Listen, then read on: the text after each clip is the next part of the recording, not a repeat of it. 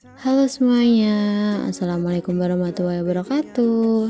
Perkenalkan, kami dari kelompok 10 yang beranggotakan Aulia Sifa NIM 18070160084 dan saya sendiri Cian Verika Aista NIM 18070160150, mahasiswi Psikologi Fakultas Psikologi dan Kesehatan Universitas Islam Negeri Wali Songo Semarang. Di sini kami akan memaparkan materi mengenai batasan bermain pada anak usia dini. Yuk, langsung saja kita simak. Oke, sebelum kita memasuki pada pemaparan materi, kita ketahui dulu yuk apa aja sih bahasan yang akan kita bahas. Nah, yang pertama ada pengertian bermain, kemudian batasan bermain, konsep bermain, dan yang terakhir ada unity of sign. Yuk langsung saja kita masuk pada pembahasan pertama. Pada pembahasan yang pertama ada pengertian bermain. Di sini dikemukakan oleh beberapa ahli. Pengertian bermain yang pertama ada dari Plato, Aristoteles, Froebel dalam MKS 2007. Menganggap bermain merupakan suatu kegiatan yang mempunyai nilai praktis. Artinya, bermain digunakan sebagai media untuk meningkatkan keterampilan dan kemampuan tertentu pada anak. Selanjutnya, Harlock mengemukakan bahwa bermain adalah kegiatan yang dilakukan atas dasar suatu kesenangan dan tanpa mempertimbangkan hasil akhir.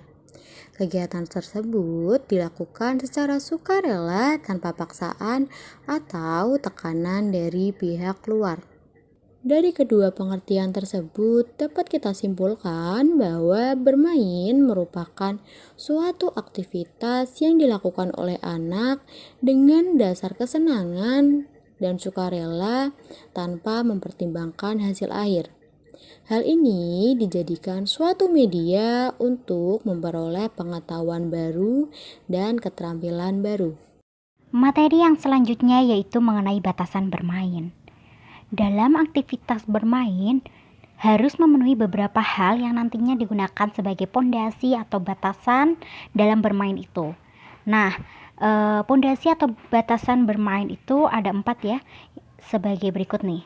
Nah, yang pertama ada efek gembira atau kesenangan, di mana bermain itu menimbulkan efek gembira dan kesenangan. Ditandainya itu seperti apa sih? Jadi biasanya nih, anak-anak yang gembira atau senang itu ditandai dengan tertawa.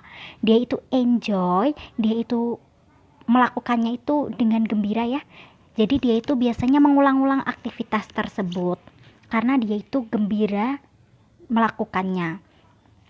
Nah, yang kedua yaitu spontan, sukarela, dan motivasi intrinsik. Nah, jadi bermain itu spontan nih, spontan. Iya, jadi anak itu tuh spontan melakukannya nih. Dia itu sukarela tanpa ada paksaan dan dia itu ada nih dorongan dari dalam dirinya. Karena biasanya anak itu menganggap bermain itu adalah sesuatu yang menyenangkan baginya. Jadi dia itu akan enjoy dan dia itu sukarela melakukannya tanpa ada paksaan dari manapun. Nah, yang ketiga yaitu fokus pada makna bukan pada hasil akhir. Jadi biasanya itu anak bermain itu fokusnya itu ketika bermain itu ya, bukan pada hasil akhir. Kalau udah gede nih biasanya kan fokusnya pada oh saya menang nih, tapi biasanya pada anak-anak itu fokus pada maknanya. Oh, maknanya itu kita bersama nih, kita bermain bersama, kita melaksanakannya bersama. Jadi dia itu gembira pada saat itu, dia itu menganggap hal itu bermakna, jadi dia itu menganggapnya itu sesuatu yang menggembirakan dan menyenangkan dalam proses bermain itu, dan dia itu tidak fokus nih pada hasil akhirnya. Jadi menang kalah ataupun apa itu dia tidak fokus pada hasil akhir. Nah, yang selanjutnya itu yang keempat ada aturan yang sifatnya insidental dan diciptakan oleh pemain. Nah, di mana nih dalam proses bermain ini itu biasanya ada aturan yang bersifat insidental atau peraturan itu dilakukan pada waktu itu saja. Seperti kamu nggak boleh loh pegang ini, soalnya peraturannya tidak boleh pegang ini. Seperti itu ya, contohnya seperti itu. Nah, Keempat, hal tersebut merupakan acuan agar aktivitas bermain dapat berjalan maksimal dan dapat menghasilkan efek yang positif. Seperti itu. Lanjut ya ke materi yang selanjutnya, yaitu konsep bermain. Nah, dunia anak adalah dunia bermain. Anak biasanya cenderung lebih banyak menghabiskan waktunya melalui bermain. Hal ini dapat kita amati dalam kehidupan sehari-hari, bahwa waktu yang digunakan untuk bermain oleh anak-anak lebih banyak dibandingkan dengan belajarnya. Maka dari itu, dengan memahami hal di atas, maka kita perlu menstimulus atau memberikan pembelajaran bagi anak melalui bermain. Karena belajar pada anak usia dini adalah bermain, dan bermain pada anak usia dini adalah belajar. Karena bermain bagi anak tidak hanya memberikan kepuasan terhadap anak, akan tetapi bermain dapat pula membangun karakter yang membentuk sikap dan kepribadian anak. Karena melalui bermain, anak akan memperoleh pengetahuan yang dapat mengembangkan kemampuan dirinya. Sejalan nih dengan teori yang disebutkan oleh Susanto, yang mengungkapkan bahwa bermain dapat membentuk sikap mental dan nilai-nilai kepribadian anak. Di antaranya, yang pertama, dengan bermain, si anak belajar menyadari keteraturan, peraturan, dan berlatih menjalankan komitmen yang dibangun dalam permainan tersebut. Yang kedua, anak belajar menyelesaikan masalah dalam kesulitan terendah sampai yang tertinggi. Jadi anak itu belajar nih menyelesaikan masalahnya dari mulai kesulitan yang paling terendah sampai kesulitan yang mulai tinggi ya. Jadi anak itu akan belajar mulai dari proses bermain. Yang ketiga, anak berlatih sabar menunggu giliran setelah temannya menyelesaikan permainannya.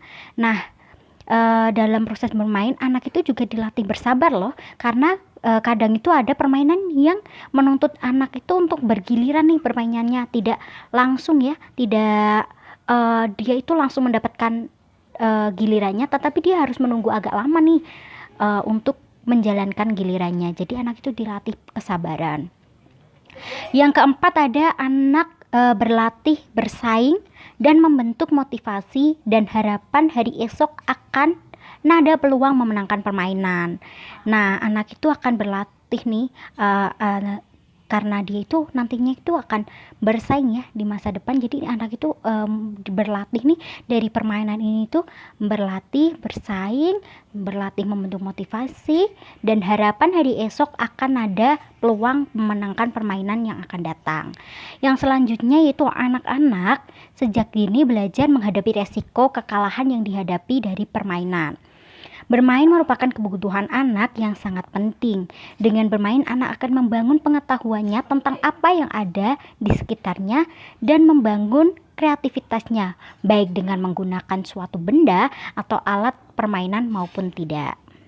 Nah, bermain merupakan kebutuhan anak yang sangat penting. Dengan bermain, anak akan membangun pengetahuannya tentang apa yang ada di sekitarnya dan membangun kreativitasnya baik dengan menggunakan suatu benda atau alat permainan maupun tidak.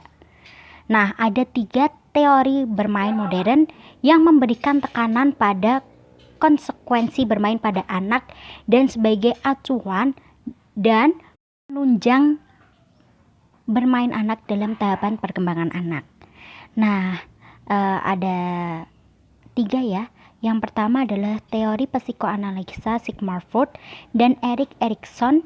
Dalam teori psikoanalisa, melihat bermain anak sebagai alat yang penting bagi pelepasan emosinya, serta untuk mengembangkan rasa harga diri anak ketika anak dapat menyesuaikan tubuhnya, benda-benda, serta jumlah keterampilan sosial.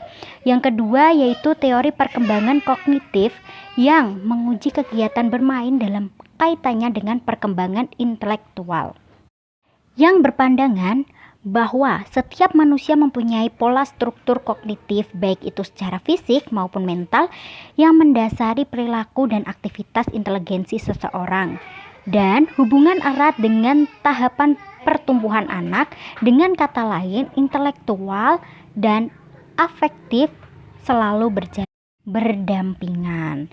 Nah, yang ketiga adalah teori dari Piketty yang menekankan pada pemusatan hubungan sosial sebagai hal yang penting yang mempengaruhi kognitif, karena anak akan menemukan pengetahuan dalam dunia sosialnya, kemudian menjadi bagian dari perkembangan kognitifnya.